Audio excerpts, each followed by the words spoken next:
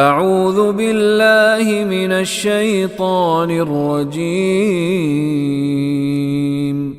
بسم اللہ الرحمن الرحیم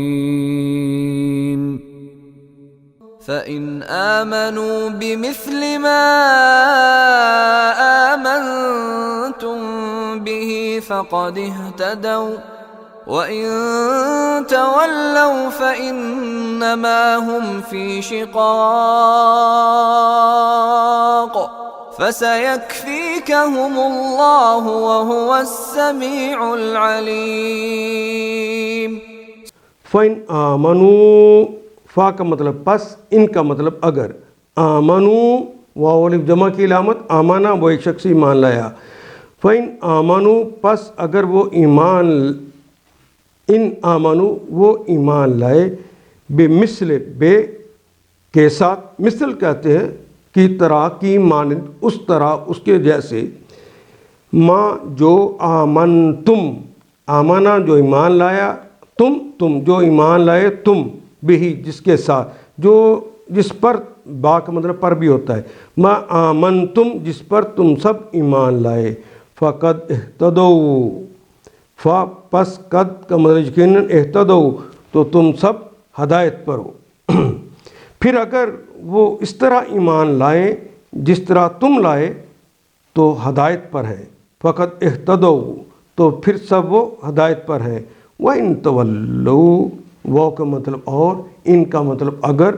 واللہ یہ ولو تو بار بار ہے، منہ پھیر لینا، رخ پھیر لینا اس لیے آتا ہے، واو تو جمع کی علامت ہے، واللہ اس نے منہ پھیرا، رخ پھیرا، پلٹ گیا، تولا تو پلٹتا ہے یا پلٹے گا، تولو پلٹ گئے، وَإِن تَوَلُّوا اور اگر انہوں نے منہ پھیر لیا، فَإِنَّمَا فا کا مطلب پس، اِنَّا بے شک، ما جو، ہم وہ، فی کا مطلب میں، شقاق، شقاق کا ایک مطلب ہوتا ہے، شقاوت کا لفظ بھی اردو میں استعمال کرتے ہیں، ضد میں اور مخالفت میں اور ہٹ درمی میں۔ انما بے شک وہ سب ہیں، فی میں، شقاق ہٹ درمی میں پھنسے ہوئے ہیں، وَإِن تَوَلُّوا فَإِنَّمَا هُمْ فِي شِقَاقٍ پھر اگر وہ اسی طرح ایمان لائیں جس طرح تم ایمان لائے تو وہ ہدایت پر ہیں، اگر وہ اس سے منہ پھیریں تو کھلی بات ہے کہ وہ ہٹ درمی میں پڑ گئے ہیں۔ فَسَيَكْفِيكَهُمُ اللَّهُ فا کا مطلب پس، سین تو مضارع سے پہلے آتا ہے، مستقبل کے لیے آتا ہے، اور فَسَيَكْفِي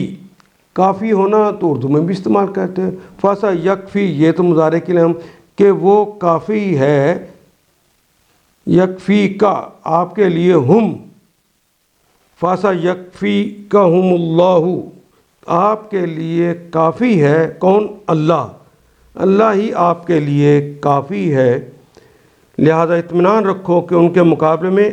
اللہ تمہاری حمایت کے لیے بہت کافی ہے، وَهُوَ السَّمِيعُ الْعَلِيمُ اور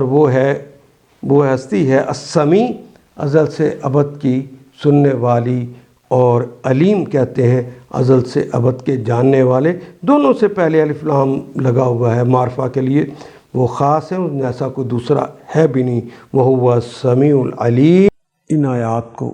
ایک دفعہ پھر تلاوت خود کیجیے، عربی و مبین پڑھتے ہوئے دیکھیے، کیا بات پوری اندر اتر رہی ہے؟ کیا یہ اردو کے سانچے میں ڈھلتی گئی ہیں عبارتیں؟ اگر بات سمجھ آنی شروع ہو گئی تو الحمدللہ یہی